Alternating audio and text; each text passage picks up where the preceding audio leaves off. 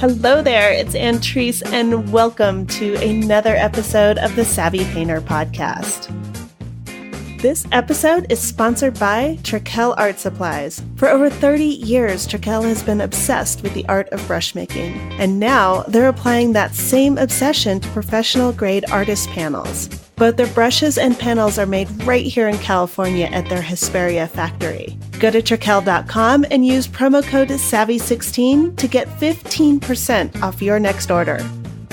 Robert Chiarito is an abstract painter from California. He studied painting at Stanford and now teaches at San Jose State. In this episode, Robert tells the story of a high school trip to the LA County Museum of Art, where he saw the paintings of Pierre Bonnard and how that experience really changed his life. We also talk about the influences of the artists who have shaped his work since then and why they mattered to the development of his art. Then Robert follows that with a realization he had when he took a year off of college, that we all need to be influenced by other artists, but we also need the private space and conviction to paint on our own terms. Another point Robert brings up is the artist's relationship with galleries. We talk about the great relationship he had with gallery owner Alan Stone and his decision to ultimately continue his art without gallery representation. He talks about making that decision and how it has benefited his art. And then finally, we get to talk about Robert's process and the strategy he uses to avoid predictability in his work. Without further ado, here is Robert Chiarito. Robert, thank you so much for being on the Savvy Painter podcast. I really appreciate you taking the time to talk with me. My pleasure. I'm glad to be asked. Thank you. Can you tell me a little bit about when you decided to go pro, in the sense of when did you decide to dedicate yourself to your art?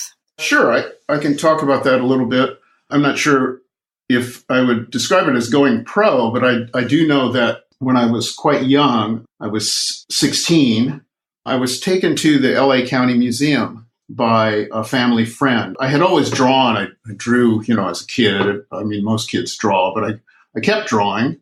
And I think this woman who was a mother of a friend of mine recognized that. And my family was not really the type to go to museums or to see art or anything like that. And I went to see a Bonnard show at the LA County Museum. And it basically changed my life. I'd never seen anything like that. And I think it was, in retrospect, when I think about that experience, it was like a conversion experience. I just realized that that was something that I wanted to have in my life and that it's something I wanted to do. So more than, a profession, in a way, it was a kind of calling, I would think of it as. Do you remember how that felt? How old were you and what were... just to give you an example, I remember the first time I saw Van Gogh painting in person. I'd only seen it around books. And I specifically remember coming around the corner and having this experience with it. So I'm wondering, when you saw the Bonnard show, can you describe that? Were you how old were you? And were you really excited about it? Did you know what you were walking into, or was it a complete shock? No, I really had no idea what I was walking into. I mean, I think probably much in the same way that you experience when you saw the Van Goghs, it basically took my breath away. And it opened up a world of possibilities that I didn't know existed. I remember, first of all, the scale and the color of the images, which were really overwhelming to me. And then also, I think the looseness and playfulness in the images. I remember thinking of them, some of them as being really brushy and unfinished. But I think it was something that I was experiencing, something that I just didn't understand. Because as a kid, I mean, the kinds of drawings I might have done were, pencil drawings, and they were probably fairly precise, or trying to be precise, not that they were, but trying to be precise. So to be confronted with something that was so overwhelmingly sensuous and loose and playful was really a shock. That seems to be the natural progression, that when we start drawing as kids, I don't know. I mean, I think at first we're super inventive and we don't really care. We're just expressing ourselves, I remember doing that, and it's just a matter of communication. And then at some point I became conscious of what things were kind of quote unquote supposed to look like. And then I would really try to draw hands or draw the face or whatever, and be really trying to increase that skill. But yeah, so it's an interesting progression that we have. Right. Yeah, I think that's what I was talking about. I mean, obviously, when you're really, really young, you don't have the motor skills to do that kind of thing. But when you recognize it's something you want to do, and the older you get, that you try to do that. But seeing the Bonnards was in a certain way the opposite of that. It was just so completely loose and open. It pointed to a different way of thinking, basically. How old did you say you were at that time? Were you really young, or was that high school-ish? I was 16, yeah. So I was in high school, right. I'm curious then, when you saw that and looking back at your career now, or your painting progression, did you continue to think about those Bonnards? Were they something that continued to influence you, or was it at that moment just the push that got you going? Yeah, no, I think he's always been an important painter for me. And I really, my first paintings, I think when I was in college, I didn't take any art classes in high school. I just drew on my own, but I never really took any classes. But when I was in college, I took a drawing class, and that got me really interested in trying to paint. And of course, it was a few years later, it must have been 18 or so, 18 or 19. And I then took a painting class. And I do remember, one of the first paintings was very Bonnard inspired.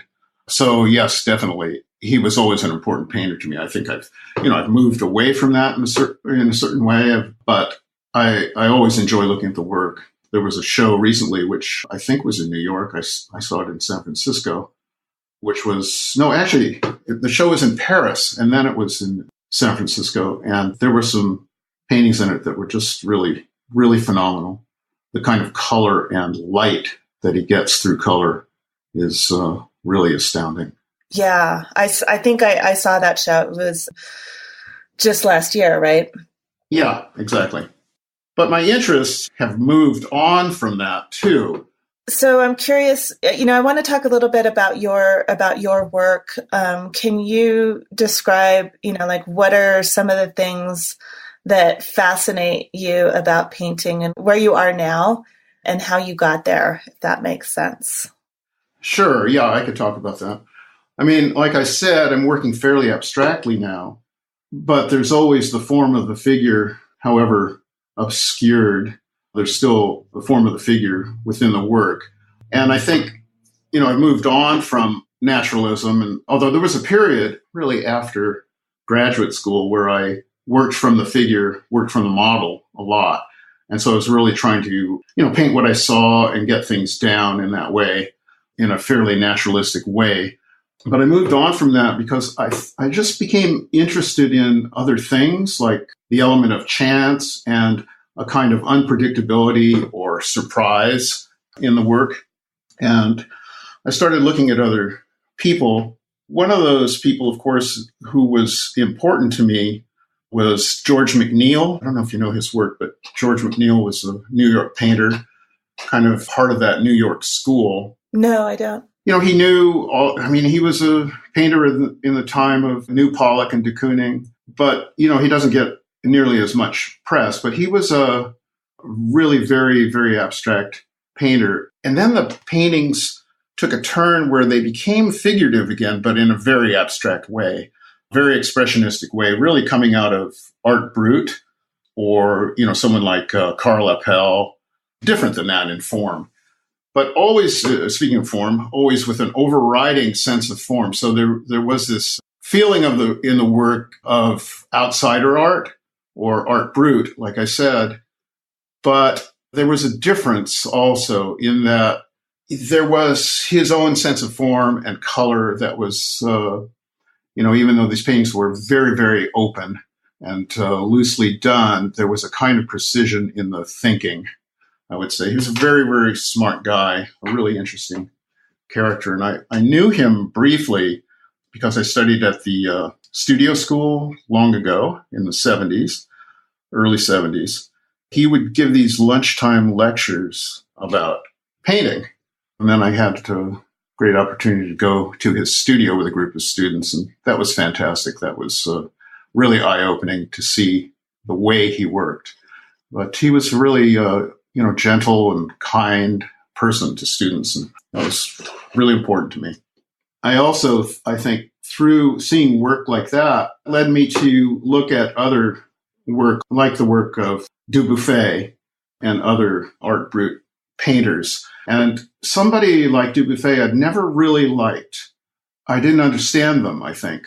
But I started looking at it and started really appreciating the kind of texture or what the texture could lead to in his work and how spontaneity and playfulness might enter in to painting. So I was really interested in or I've become interested in that work. And then that led me to other people. There's the Chicago School painters, Jim Nutt and Carl Wersum. I don't know if you know their work, but they're really fantastic. So they were sometimes called the Chicago Imagists or the Harry Who. Christina Ramberg was one of them also. Anyway, so I started looking at that kind of work. I also have been really influenced by William Bryce, who was a painter who died fairly recently. He was based in Los Angeles, taught at UCLA for many, many years, a good friend of Diebenkorn's. So, yeah, there's been a lot of influences, and, I'm just really trying to put all these things together. I'm kind of curious, about all of those influences that you're talking about and pulling them together. This is a question I get a lot from people, or maybe a struggle is a better way to put it, that people tell me they are having, which is kind of having that sort of balance between looking at all these artists. It's so important to look to the past and look to the history and know where you stand in the context of painting, and also to kind of set your own agenda, to have your own voice, to be authentic in your work. I'm curious from your perspective now, and also because you're an educator, how do you kind of pull that together, looking at all that work, and then at some point you have to start disregarding it and go into your own self? Can you talk a little bit about that? Was that something that was ever a struggle for you? Yeah, certainly. Yeah, that's a very good question. Yeah, I think we all are influenced by work that we admire. But I think, as someone like Philip Guston might have said, when you go in the studio, you hear all these voices and you see all these images, and one by one they leave. And the more you get involved in the process, your own process of painting, those influences leave, those voices leave. And then if you're really lucky, I'm paraphrasing Guston here, this is not my original thought, but if you're really lucky, you also leave. And I think what he meant by that was, to a certain extent, you are entering a space where you are a kind of conduit for an idea that is coming forward. And we could think of that as maybe an authentic idea or authenticity, like you were talking about. That is one of the best. I've heard that quote from Philip Guston before, and I understood it up until the point at which he said, "And if you're lucky, you leave too." But thank you for that, because that sometimes you hear something over and over again, and there's just a certain twist to it or a certain explanation that makes it like, now I feel like I get it. Well, that always seemed like sort of a mysterious kind of Zen quote at the end of it, I guess, that I thought was like the unsolvable mystery. Yeah. Well, I think, I'm glad. Was there a moment or a decision that you made in your career that you feel like was a personal success, meaning either for your growth in the studio or for your career as an artist? Yeah. Let me talk really about my own growth as an artist, or my growth in the studio. At a certain point, and maybe this happened when I was in graduate school, I had a hard time in graduate school. And I left the program. I was at Stanford. This was mid-70s or so.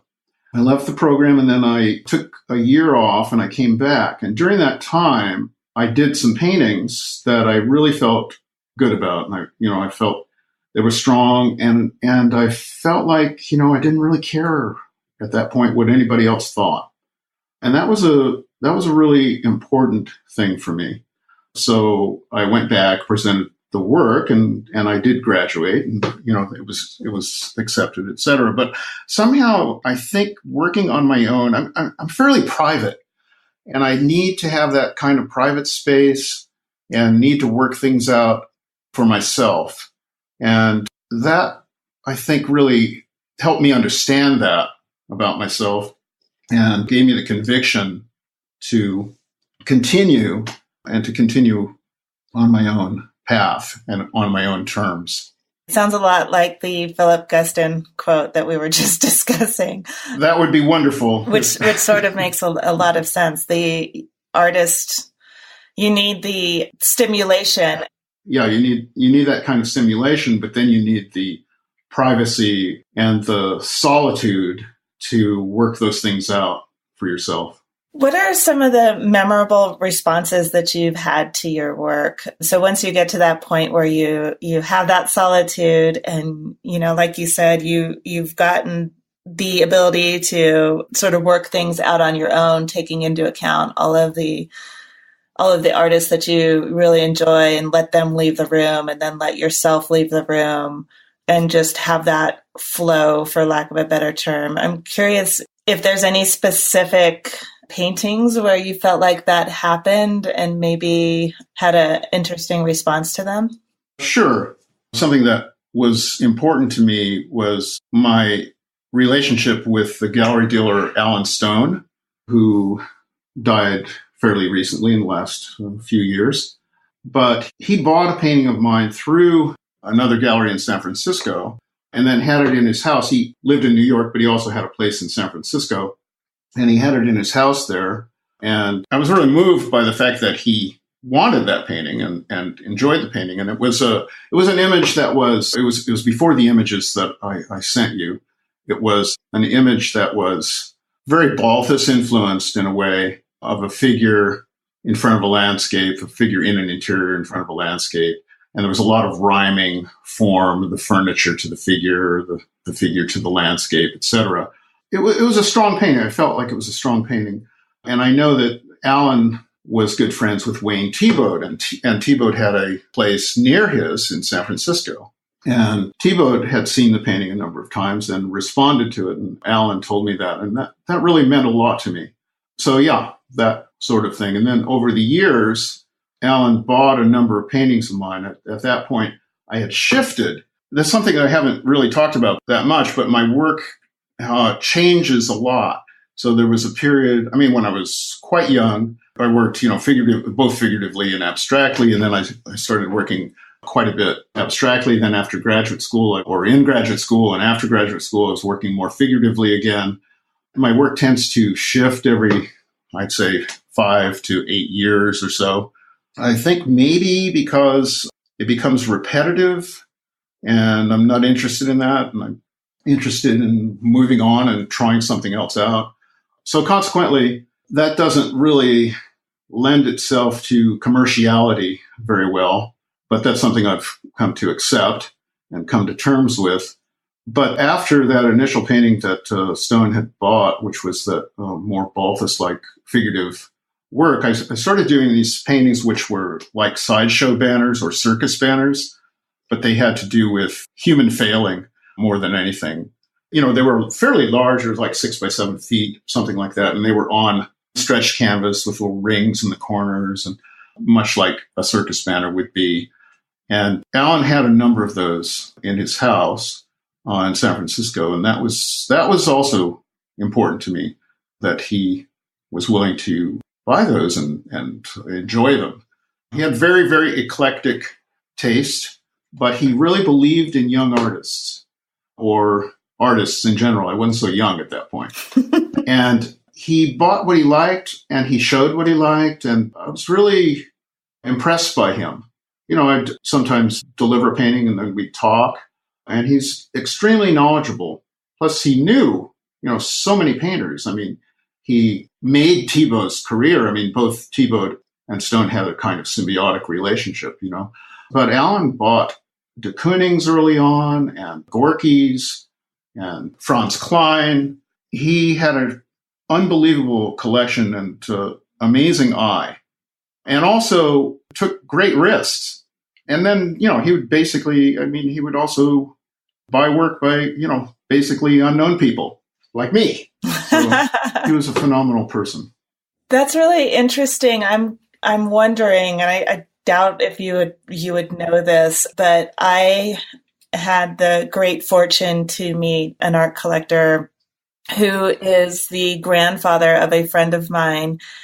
And he was a huge collector of Wayne Thiebaud's back in that time period, and a lot of the Bay Area figurative painters. Oh, yeah. I was invited to his house and got to see his collection, and it was just the most unbelievable experience to see all these painters in this house. And, there was like napkins and sketches on the walls. I mean, every available space was covered with these painters that I've long admired. So, that for me was kind of like walking into the house of the gods or something. I was just almost speechless. So it's really interesting to hear that story and to know that there are people out there that are very, very interested in arts and experimenting, and young artists and helping them out.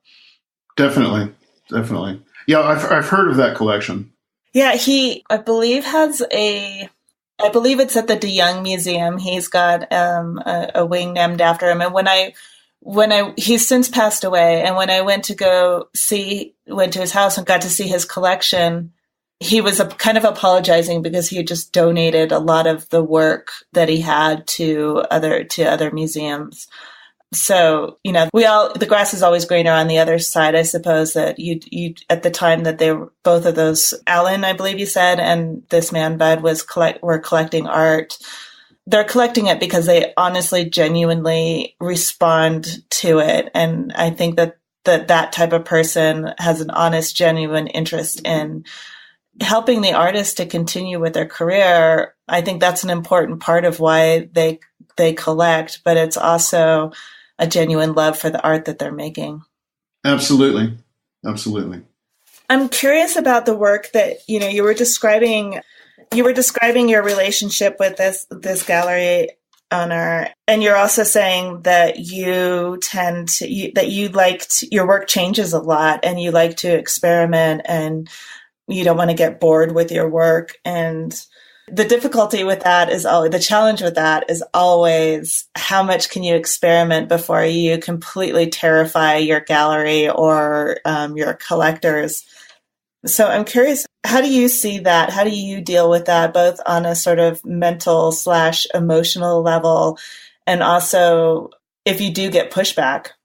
I'll try to address that. One of the things I guess I need to say is that in a certain way, I don't have to deal with that because I don't have a gallery at this point, and I'm not really involved in the market or beholden to it in any way. So I don't really have to deal with that. That's a fortunate position to be in many ways. But I teach painting and drawing, and that, is enough to live on. And I have had work in galleries, and I've had a gallery in Los Angeles, but I've never been dependent on it. Let's put it that way. I've never had to be dependent on it. There was a time even that, when I showed at this gallery in LA for maybe 3 years, I had a couple shows there. And the first show was sideshow banners, like I was talking about. And the next show was a completely, different body of work. It's still figurative, related in a way, but it was a different body of work. And that person, this was Neil Ovesey, this is his name, Ovesey. He was very enthusiastic about almost anything I did. So I was really lucky in that way too. I think that could be a problem, but I've never really had to face it because I'm not dependent on the market. Was it a conscious choice not to be dependent on the market? That's a very good question, and actually fairly hard to answer, because I think that, painting or any act of creativity is also an act of communication. So we would like people to be on the receiving end of that, and the more people, the better. So in the visual arts, obviously that would take the form of galleries or museums or whatever, a place to show so that people could see the work. And I did appreciate that, certainly, when I had work in a gallery in LA, because it was a bigger audience. Not that necessarily that many people saw the work, but more people than if it were holed up in my studio. So I think, yes, everyone would like that. I would certainly like that. It's a trade-off. I think it's also nearly a full-time job. And, I had a lot of things on my plate. My wife and I raised 2 kids. I'm not saying this as an excuse. This is something that I enjoyed and wanted to do. I also taught, and I continue to teach, and I enjoy doing that. But, one has so much energy, and I think there's people who can enter into all these worlds. But for me, looking for a gallery and trying to pursue that end is difficult. Partially, maybe it has to do with, partially the fact that I understand how my work changes, the kind of changes it goes through, and the necessity of that for me as an artist. And that doesn't necessarily fit the marketplace, as you were talking about. And so it's not necessarily a conscious choice, but it's something that I've come to understand about my work and about the gallery system. It works in a certain way, and it works for certain people. It doesn't necessarily work for me. I would like it, perhaps, but I don't expect it anymore. I guess, at a certain point, I have come to terms with all these things. I think, the farthest person away from a Zen attitude, but I'm actually, trying hard not to have expectations. Mm-hmm. Nearly impossible.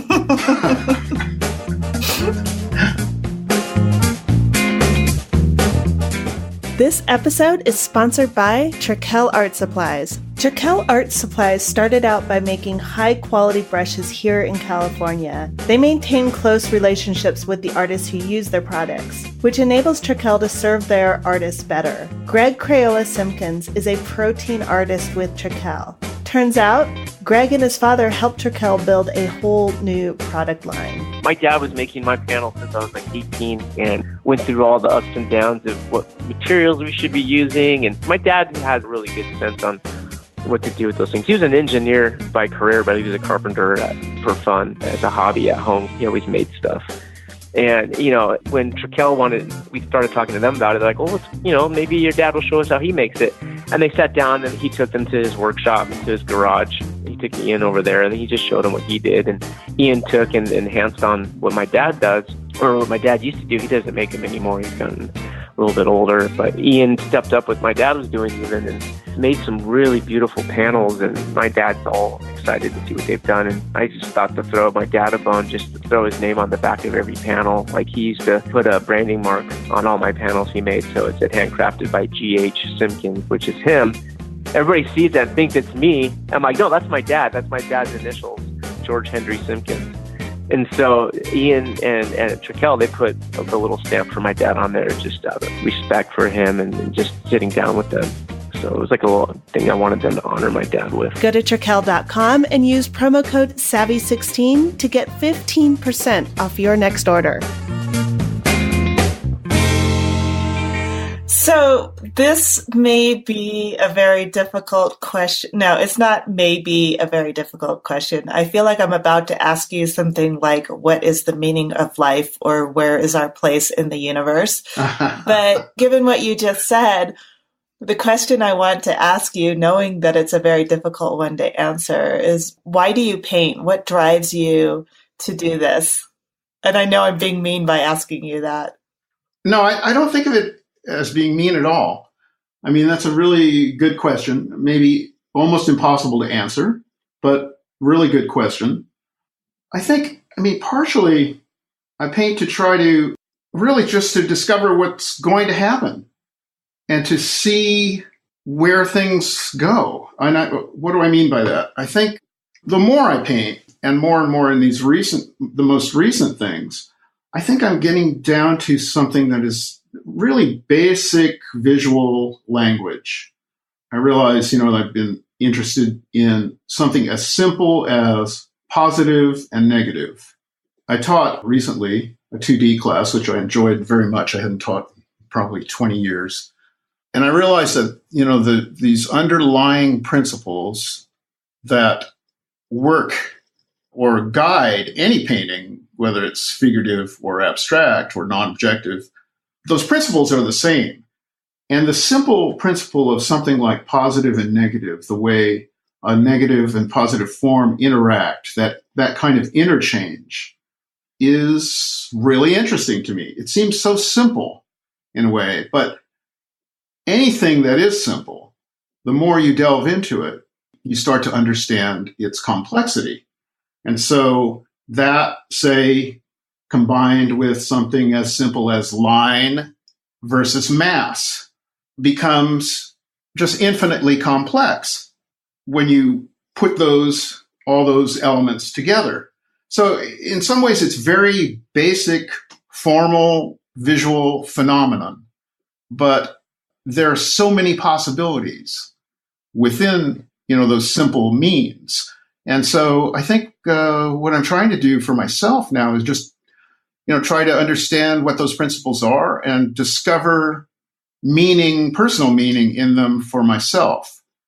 I also think that one of the things I've been trying to do in recent work, I don't know if I'm answering your question now, but one of the things I have been trying to do is a kind of going after a kind of distillation of form.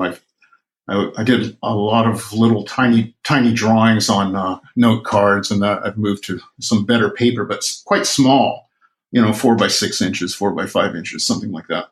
Little pencil drawings, and I'll do one after the other. One will lead to the next, just working out an idea. And I almost think of them as kind of vocabulary cards. And they're based on elements of the human form, but by looking at that, you might never know that really, because they're simplified and distilled. So I'm interested in trying to do that, and then recombining these things. I'm recombining them and overlapping them in paintings, and trying to find some kind of visual meaning out of that, but also a kind of symbolic meaning. Yes, it's visual, but I think because they're distilled or abstracted from the figure, there's also some other symbolic meaning that's coming through.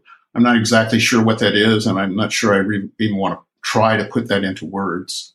I don't know if that answered your question at all, but there it is. It does, because it gives an insight into what you are concerned with and what are the things that sort of fascinate you that keep you coming back to the canvas over and over again.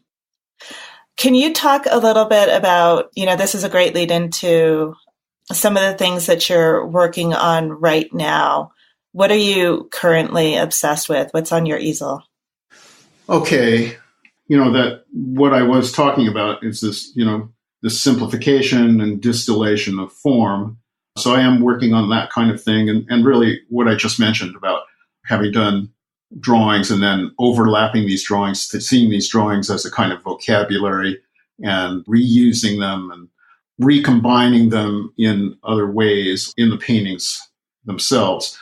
But I guess one thing I would like to address in relation to that is the fact that whenever you do that, you work from something smaller and enlarge it. There's going to be a transformation that takes place. And I always find that interesting. I purposefully don't make things the same format, so that the proportion of the canvas would be different than the proportion of the drawing often, because then it forces me to change the forms. It's not just like a projection of the drawing, on a larger scale. It's a reinterpretation. And I think whenever you reinterpret something, there's an element of chance or unpredictability that comes into it that makes it more interesting.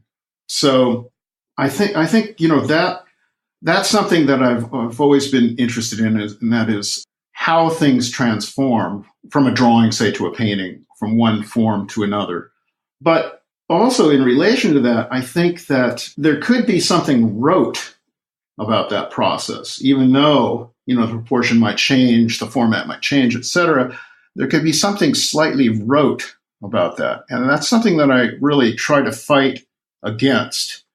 And I think one way, I know that recently, I'll often I'll go down another path, like a diversion in my studio. And I recently did that. I started working on an image that was much more like earlier images that were more expressionistic, some of which I sent you. And when I more or less wrapped that image up, I realized it wasn't so much about that image. I wasn't interested so much in the image. I was interested in the process of what happened while I was working on it. And I think it points to a way of working or reworking the work that I was most recently involved in. Mm-hmm. And so that would move it from being so flat or being so what I'm seeing as predictable or rote, even though, someone else might not see this in the work. I realize, this is like the inner machinations of my own process. But I think that it's pointing me towards a way to rework these more recent images, because some of them are coming along very quickly. I've had a really good period this fall in the studio where I started about 7 or 8 paintings on a fairly large scale, and they came really quickly, which I never really trust. Yeah, but those inner machinations are what I think people get fascinated by. Yeah, hopefully, yeah. So these images came along fairly quickly. I don't always trust that, but certain of them, I think, will hold. But others I may just need to rework. And so I'll often work in that way, work up a number of images and abandon half of them or more.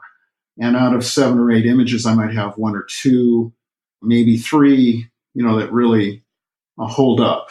So that's, just part of my process. And then by doing something, slightly different recently, it pointed to a way to re-enter these paintings and revitalize the process in those paintings for me. I'm just really more interested in the experience in the studio, the experience I'm having while I'm working, than the finished image. Of course, you want a nice finished image. You want a good solid painting at the end of it. But I guess I'm interested in, what it takes to get there, how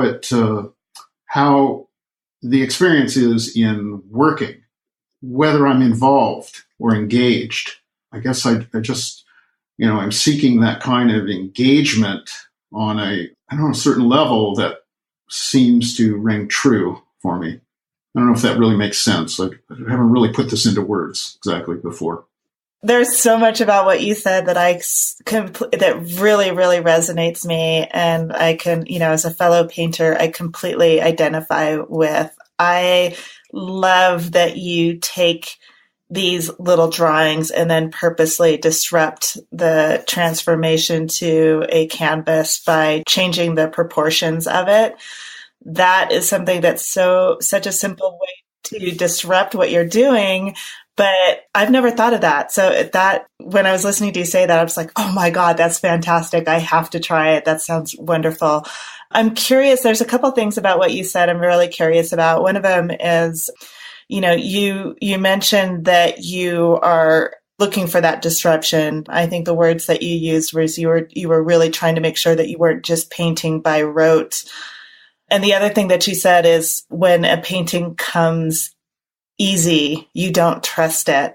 So I'm curious about that. So number one, when you are trying to make sure that you're not just painting by rote, what are some of the things that you actually do? And then the follow-up question, and I'll ask you again if you need me to, is why don't you trust yourself when a painting goes too quickly? Why does that feel, I don't want to say feels wrong, but why do you feel like you can't trust that? Right. Okay. Maybe I'll address that one first and then talk about the first question about painting something that is rote.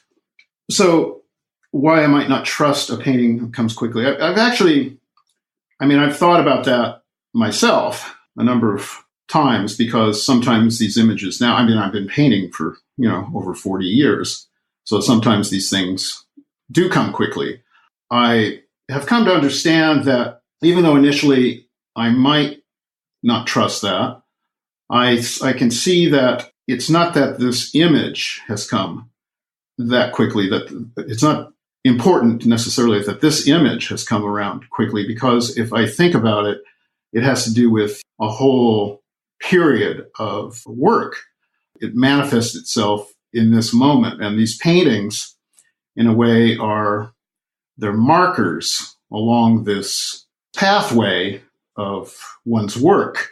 So your work, in many ways, is from the moment you paint that first painting till the moment you drop. That's your work. And, your work in many ways is in your head. So paintings might be a milestone or a marker along that way, but they're not necessarily the work. They're, a manifestation of the work. Maybe we could think of it that way. So I've come to accept some of these images that come along quickly as that and live with them. In some of the images that I sent you, there were some that really did come around in, 2 or 3 days, and that were really quite thin. In so many ways, I think I was raised by abstract expressionists, and when I was coming up, and the work had to be juicy and thick and sensuous, etc. And some of the images I was doing were extremely thin. I was painting on blocks of wood and printing them on canvas, and then looking at all these marks that it made, and then finding an image in these constellation of marks, and then painting color around those. Those were pretty much black and white, and then painting little bits of color, almost like watercolor, around it. And then it was a kind of process that was pretty much additive. And so it ended up being very thin. And it was something, again, because it was so thin, and also it was because it came so quickly, I didn't necessarily trust, but I left it. And then I understood that, okay, this is challenging what I think about painting, but I have to accept this. It's where the process took me. And I have to believe that where the process took me is the right place. And so in answer to the question about why I don't trust it, I think I have come to terms with that. And some of the time I do trust it. But I guess back to this idea of a certain kind of experience I want in the studio, I also want a more sustained effort in some of the images. So I'm looking for, a way to kind of get back to that as well, even though I understand that, yes, some of these things that come along quickly might be of value, actually. And then you asked me a question about not wanting to have something be rote. And could you repeat that or readdress that somehow? Yeah, I was just very interested in what you said about, first what completely piqued my interest, because it's something that I struggle with as well. Just that tactic or that strategy you have of doing small sketches and then changing the proportions.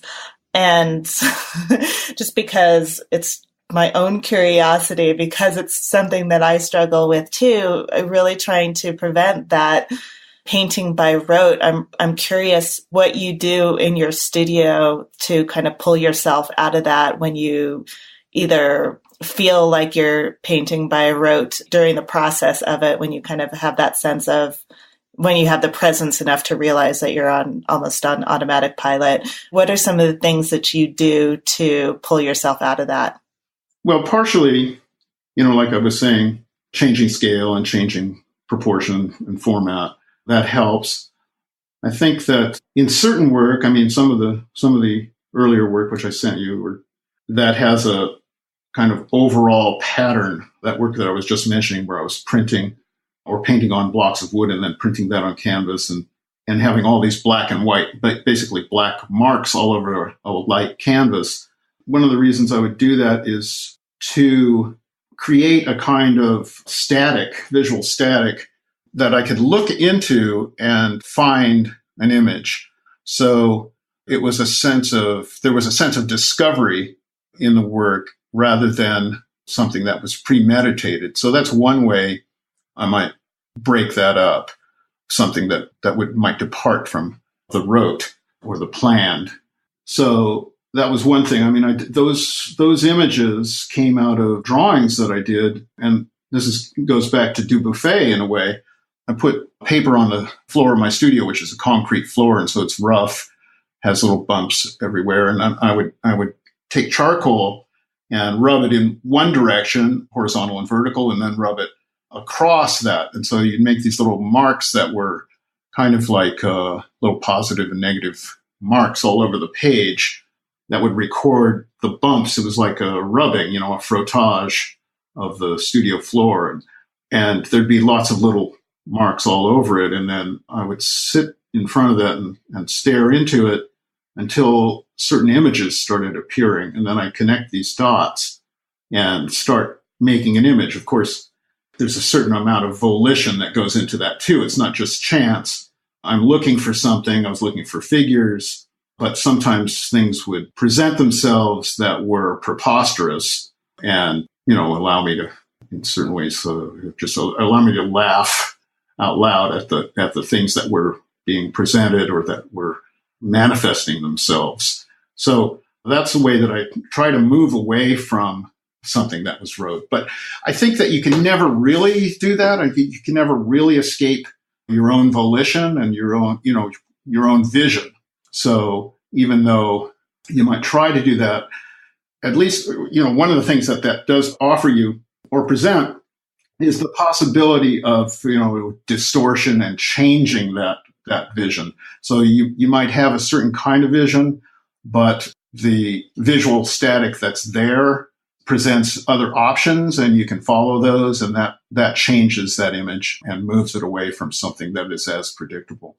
In this recent work, I think that, because I'm doing little drawings, it tends to be, in a way, more formal and less like that. And so that's something I'm struggling with now, and I'm trying to come to terms with.